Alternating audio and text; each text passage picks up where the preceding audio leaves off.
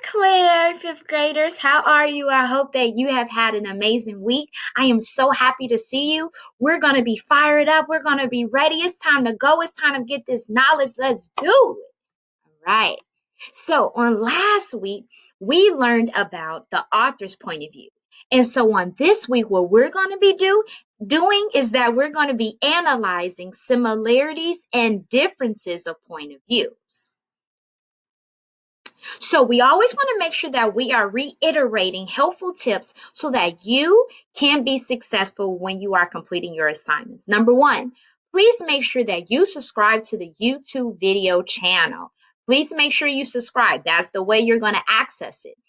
Second, when you are accessing the video, make sure you are watching all 9 videos. So the way that you know that you have completed all your assignments and if you do all 9 videos. So make sure you do all of them by this Thursday. So that means you need to be doing on the YouTube video today, Tuesday, Wednesday, and Thursday. And if you are ever behind, please don't think that that is just the end. No, go on and still complete the assignments. We're just giving you a guide so that you are successful. 4, please make sure that you are inviting all your friends on different outlets. If it's your neighbor that you know goes to Berclair that's in 5th grade with you, make sure you spread the message, all right? Now, we're going to make sure we keep on fighting. Listen, the baby here, baby J, as you can see, says, you never know how strong you are until being strong is your only option. You are so strong. The fact that you see me talking to you and I feel your heart lets me know that you are not giving up. You are preparing yourself for 6th grade so that you are ready to take on the world and that you could be the best person that you can be. So we're going to keep being strong. All right, with that said, the standard that's going to help us with our skill is standard 5.RI.CS.6. And it says, analyze the similarities and differences in the point of views of multiple accounts of the same topic or event. Now, here we have our learning targets. In order for us to meet our goal, we first have to know where we are going. So here we have 3 targets that when I say release, after we go over them, I want you to go ahead and release. So the first goal is I can differentiate the different points of view using the Venn diagram and chart. Second goal is I can describe components that help me in analyzing the point of views of a text. Third goal, I can recite the meanings of vocabulary terms to a family member, differentiate multiple and point of views. All right, let's go ahead and release. Great, great. So here's your first activity. I know you have that loosely sheeted paper and pencil or notebook and pencil. Here we go. Write down 3 things that comes to mind when you hear the word point of view. I want you to write down 3 things that comes to your mind when you hear the word point of view. I'll go ahead and give you a few seconds. Do, do, do.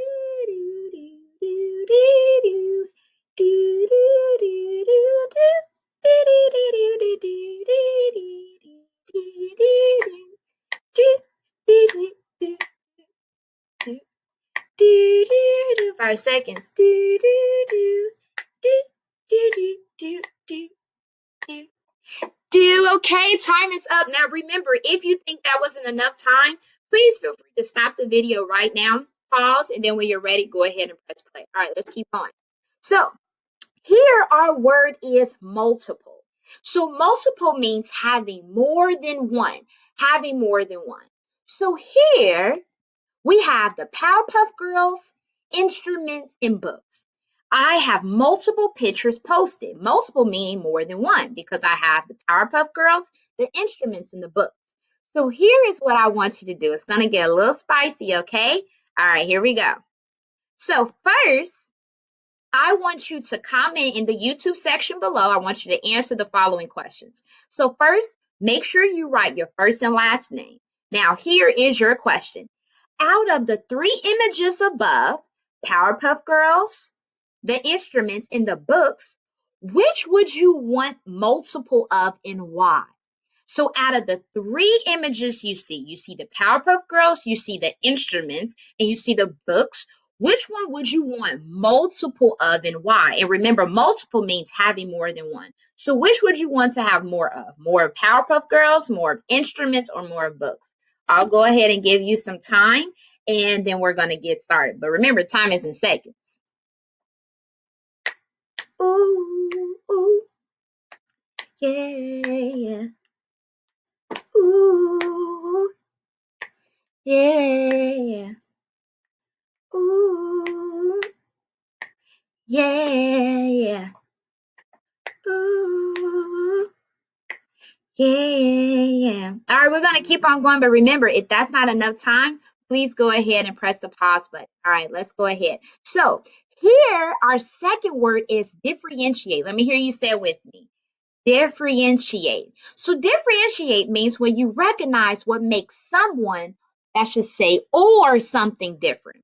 So when you see what makes someone or something different. So here we have this cartoon, and this is what I want you to do. I want you to differentiate the environments between each man. So here you have a man on the left and you have a man on the right. Now here I've given you a sentence starter. So it says, man on the left is blank, while the man on the right is blank. And as you can see, I gave you my own answer. But of course, do I want you to write the same answer? No. I want you to differentiate. What is different between the man on the left environment versus the man on the right? So I'll go ahead and give you a few seconds. The man on the left is blank, while the man on the right is blank. Go ahead and differentiate. And make sure you guys are doing this on your notebook and your loose leaf sheet of paper as well. All right, we're going to keep on going. Remember, if you need to pause it, please feel free to do that. Let's go ahead. All right, so here we have our last one, which is point of view. And so when we think about point of view is the attitude from individual or individuals about an event. And when we think about attitude, we know that attitude represents our feelings or our thoughts or what it is that someone has said about an event. So with our point of view, we have a first person point of view. Now, I'm going to go fairly a little quickly through this because I know that you all did watch Miss Courtney's video. She did an amazing job on breaking down what are our point of views and how we can find them. So when we think about a point of view is the account on a topic or an event based on the narrator's personal experience or feelings. So usually when we are in the first person point of view and we see what the narrator has shared about their thoughts, feelings, and experience, we'll see pronouns such as I, me, mine, our, we. And so in some examples we have is these below, like letters and diaries and things of that sort. Now, when we go to our third person point of view, it is the complete opposite. This is an account based on an outside character statement of facts. So because in the third person point of view, this isn't the person in it. They're not in it. So they're going to be giving you facts on what they see, on what they hear, or what they notice. So some examples of when you recognize the third person point of view is you see pronouns like he, she, they, them, and their. And then some examples you have are encyclopedia entries, biographies, and textbooks. All right, so in order for us to analyze similarities and differences between point of view, we have two things we have to do. First, we have to complete a chart. Completing the chart is what's going to allow us to break down the point of views that have been presented.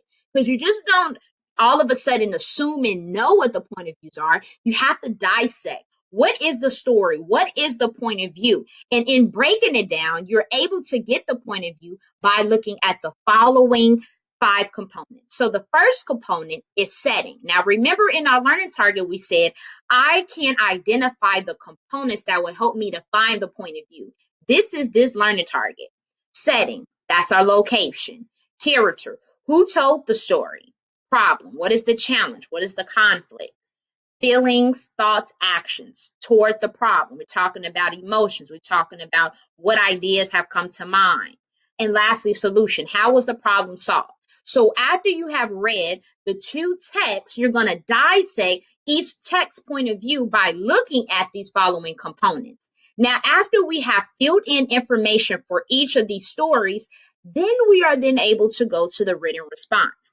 When we complete the written response, we're going to use the chart to guide us. But remember, the essence is looking at the differences and similarities between point of views. What is it that the narrator or outside character thought or felt about the event? Please make sure you are hearing me what I am saying. When I was looking at the work that a lot of you all were doing on the author's point of view, a lot of you all were not reading the instructions. Please read. Do not assume what you think it is. Read. Some of you all were stating main ideas when we're supposed to be looking at point of views. Please be careful. Do not rush. If you do not understand what I am saying, which is normal, rewind the video. I'm stressing this because I know how intelligent you all are, and I do not want us to make careless mistakes. Careless mistakes is going to cost us our knowledge in the future. All right, so here in our written response about the point of views, I have given us fill in the blanks. Now remember, this is our foundation. Once you have understood the foundation, then you are able to create your own. But until then, use my foundation. After reading both blank and blank, this is where you put your text after reading story 1 and story 2.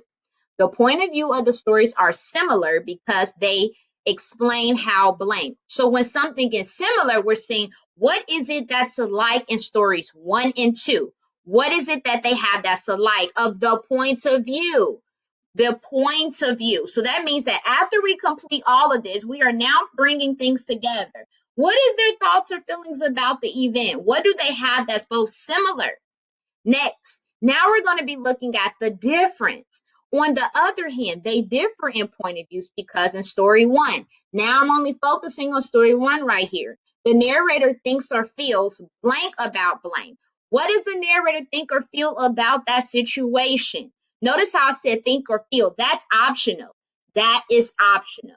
Next, you don't, when I say optional, that means you can just say think or feel. Next, while in story 2, the outside character felt slash thought blank about blank. Same thing. So now in story 2, that outside character felt what or thought what about that situation. So those are the two things we have to do to analyze similarities and differences. Number 1, complete the chart. Number 2, complete the written response. You are doing great. You're not giving up. All right, so here's some questions you might have. Number 1, can I can I look at the similarities and differences of point of view using the Venn diagram? Of course. There is always more than one option per skill. There's always more than one option. Second, is a point of view the same as a main idea? No, it is not. It is not the same. When you think about a point of view is what is the person's thought or feeling about an event that happened in the text versus a main idea is what is the story mostly about? Two completely different skills. And lastly, do you always have to compare and contrast the first person point of view with the third? Not necessarily. It really all depends on the task. A task might say, hey, here's two first person point of views. Go ahead and analyze it. Or they might say, hey, here's two third person point of views. Go ahead and analyze it. It just simply depends on the task, okay? So now what we're going to do is we are going to go into some practice. So what we're going to do is we're going to watch this video, but first we need to go over the goal. The goal is that we are going to analyze the point of views between a big sister and a little sister of the occurred event. Now here's our directions. Whenever you have an assignment, task, you always have directions. What do I expect you to do? It starts with an R. That's right. Read. Number 1, watch the video from 103 to 40. Number 2, complete the diagram using the video. Number 3, fill in the blanks for the written response of point of view using our chart. We're going to be doing this together. You are not alone. All right, so let's go ahead and watch this cool video. I hope you all like it. Here we go.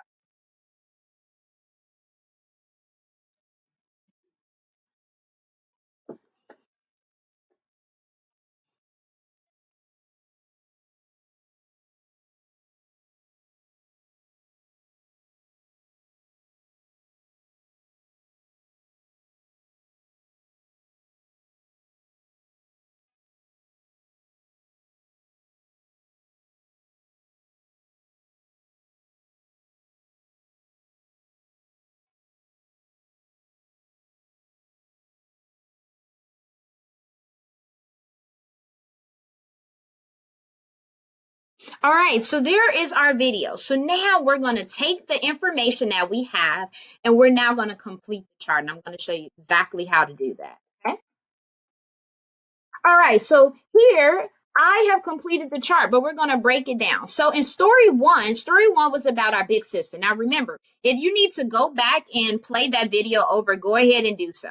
So in story one, the first bubble, that was the big sister. So we're only going to complete story one. So if you want to put your hand over story two so you don't get confused or put another paper over it, that's quite fine. So in story one, what is the setting? Well, the setting is on the ice skating rink. Now, did they say ice skating rink? No, but if I look at the features, they had a picture of the character and they talked about ice, so I can make that prediction that it's an ice skating rink. Secondly, who told the story? Well, the narrator did, because the narrator was using, I could tell the narrator was the person telling the story because I heard her thoughts, I heard her feelings, and she also was using certain pronouns that let me know that. All right, so what's the problem? Well, the problem, based on the big sister's point of view, is that her little sister Molly ran into another skater. That's the problem. Now, notice I didn't say what happened. No, problem is the challenge. What is a challenge? What is a conflict? Where did something go wrong? Not what just happened. Those are two completely different. Notice how I am reading carefully.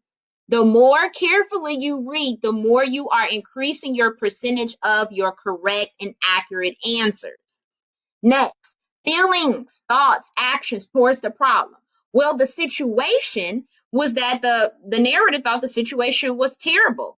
That's a feeling. Now, what action happened? So, what did she do towards the problem? Not just what was she doing in the story, what did she do that is connected towards the problem? Well, she ended up picking up her sister and brought her to her mother. This is not an opinion. I'm using my text. So, I even had to replay the video and look at that. So, now the solution, well, how was the problem solved? Well, the problem was solved because the narrator told the mother. So when you think about how the problem is solved, sometimes there is not always a concrete and at the end this character did blank. How the problem solved is how sometimes it might be how does the story come to a complete closing? Well, the girl already picked up her sister, and how was the situation solved? She told her mother what happened. Now I'm going to cover up story one and I'm going to look at story two. Now, story two was that little bubble, the second one, and that is of the little sister. So now we're going to complete those five components to figure out, well, what is the point of view of the little sister? Well, what is the setting? The setting for the little sister was at the ice skating rink. Well, who told the story? Well, actually, it was the narrator, the little sister, because this was her story. She was telling what she thought and felt. And so somewhere she said was I and me, or my sister did, or my mother. All right. And what's the problem? Well, the problem for her, remember, we're in the second story. So we're focusing on the little sister's point of view, is that her sister told her not to tell or her hair would get pulled. That's the problem. She can't tell what happened or her hair would get pulled. So, what are her feelings or thoughts? And what actions connect to the problem? Well, with her voice, she seemed sad. Now, it didn't say in the text that she's sad, but based off her voice, she was sad. Now, what action did she do? So, if she was told that, so if she was told she was told that she could not tell what happened, what actions happened that was connected to it? Well, why would her sister tell her not to say anything? Well, her sister pushed her on the ice. That is connected to the problem. Because her sister pushed her on the ice, then that's why her sister doesn't want her to tell on her to her mother. And what's the solution? Well, ultimately, she ends up telling the mother. That's how it gets solved because the mother doesn't know anything that has happened, so she tells her. So now that we have completed all of story one about the first sister's point of view and all the components for story two about the second sister's point of view, now we're going to put it all together, okay? So here we have our foundation of our sentence starter. So what we're going to do is, all we're going to do is put it together.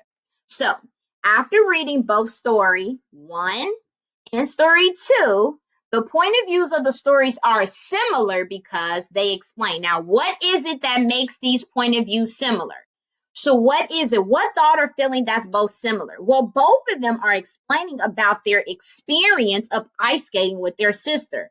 Molly tells about how her sister ends up falling into another skater. The little sister tells about how her big sister basically pushes her on purpose. So both of them are talking about their ice skating experience. Notice that that's what's similar. Now, what is now different? So that's how we go to our second part. So it says, on the other hand, they differ in point of views because in story one, the narrator thought. So now I'm looking in story one. What does the narrator think about the event of ice skating? What does the narrator think? Well, she thinks that she saved her sister who lost balance, or you could have said that she saved her sister's life on a skating rink. Notice she talks about how her sister fell, how she thought it was horrible, how she was the one that picked her up. So ultimately, she thinks that she saved her sister. Now, what about story two? What does the little sister think about their experience on the ice skating rink? Well, the little sister thinks that her sister Marin had already planned to mess up her skating. Notice it says that her sister told her that she could not say anything. Her sister then pushes her on the ice. And so she feels that her sister already planned to mess up her skating. So that was just practice one. So now what we're going to do, we're going to go on to a different practice and we're going to look again at the directions. So now we're going to practice two. That was a video. I just wanted to do something a little unique, but now we're going to go to a passage. So here we go. It says, analyze the point of view between brothers of an occurred event. So this is different. We were looking at sisters. Now we're actually going to look at some brothers. All right, here's our directions. Number one, what does it say? Read the two short passages. Boom. Number two, complete the diagram using the passages, okay? And number three, fill in the blanks for written response of point of view using the chart, okay? All right, so here I'm gonna read excerpt one, and then I'll also read excerpt two. Here we go. Let me put that down. It was a windy day, and the cap I was proud of, which I had been wearing constantly, flew off the wind, flew off my head. The wind whipped it out over the river, where it tumbled this way and that. Quick, I shouted to my brother, Byron, to the boat. We sped as fast as we could, but the hat stayed just out of reach. Finally, we had to give up. I confess. I had to wipe a tear from my eye as I saw my beloved hat drift off from the roof of the forest and disappear. All right, now that was story number one. Now we're going to go ahead and look at story number two. Here we go. Okay. All right. Let's go ahead and look at story number two. Over here. Here we go. That cat has been on Byron's nerve from the day that Barry found it. He thought Barry looked foolish wearing a cap. He knew his brother was not a human. He was a beaver, but he knew that cat made Barry think he was really cool. Barry confessed that when the wind snatched Byron's hat from his head, he snickered a bit. He thought that finally he would not have to look at that cap anymore. But when he saw how upset Barry was, when Barry asked Byron to help him, of course he couldn't say no. So he jumped in the boat with his brother and went after it, even though Barry felt it was hopeless. All right, so now we're going to go ahead and look at our same diagram. So here we have our diagram, story one, story two. Story one, if you notice, that is the narrator. This is the person who's experiencing the cap. So the setting is, now this was a little tricky, but if you said it was near the river and the river near the forest, that's fine. Now, who's telling the story? Well, it is the narrator. Of course, after we read story two, we will soon find out that that was Byron's brother, which is Barry. So Barry is really the narrator. But if you say a narrator, that's fine because he told his own story. Now, what is the problem? Well, the problem is that his cap, or you could say hat, was knocked off by the wind. Well, what did he feel about it? What did he think? What actions did he take when he noticed the hat was blown off of his head? Well, one, he was concerned. Well, what did he do? Well, he and his brother had hopped in a boat to go after the cat. Well, how was the situation solved? Like, what did the narrator end up doing? Well, he decided not to keep chasing it. That's why it talks about how he decided just to he decided to, just stop going after it. All right, so now we did story one. Check. Now we're going to story two.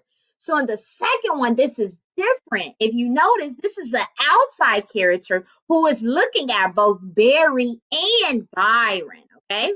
So where is the story happening? Same place, in the river or near the forest. Well, who's telling it? This person is not a part of the story, so they are on the outside. So they're an outside character.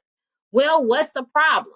Even though the outside character, was providing a lot of details in the beginning of story two, the problem is still that the hat got knocked off of Byron's head. Now, what were the thoughts? What did Byron think? What did Barry think? Well, Byron thought that Barry looked foolish with the cap. Well, did he end up doing anything? Well, he did snicker when he saw that his younger brother's cap got knocked off by the wind. Well, how was the problem solved then, based on what the outside character was witnessing? Well, the outside character saw that even though Byron did not like how his younger brother looked in the cap, he still went out into the boat and helped his brother. So now that we have completed story one and story two, now we're going to look at the written response. Okay, so the first one, after reading both story one and story two, the point of views of the story are similar because they both explain their experience. All right, so what we're going to do, we have a little typo section, but it's quite all right. We learn how to adjust, okay? So, because they both experienced they both experienced the cap flying off from the wind. Okay, they explain their experience of watching the cap fly off from the wind. So that is the similarity between these two stories. Both of them explained their experience of watching the cap fly off from the wind. Okay, now what is different though? What is it that is so different? Do the same exact thing, techno era, but that's fine. We're going to make it work. So, in the first story, thought, the narrator thought that losing his cap was devastating. Devastating is similar to the meaning of like heartbroken, something that's like something that is shocking, but in a very in-depth way. So the point of view is, in the first story, the narrator thought that losing his cap was devastating. Well, what about story two? Now, was the narrator telling the story? No, it was the outside character. And how did we know that? Well, guess what? All we had to do was look back at our chart. So what did the outside character think or feel? Well, the outside character felt that his younger brother,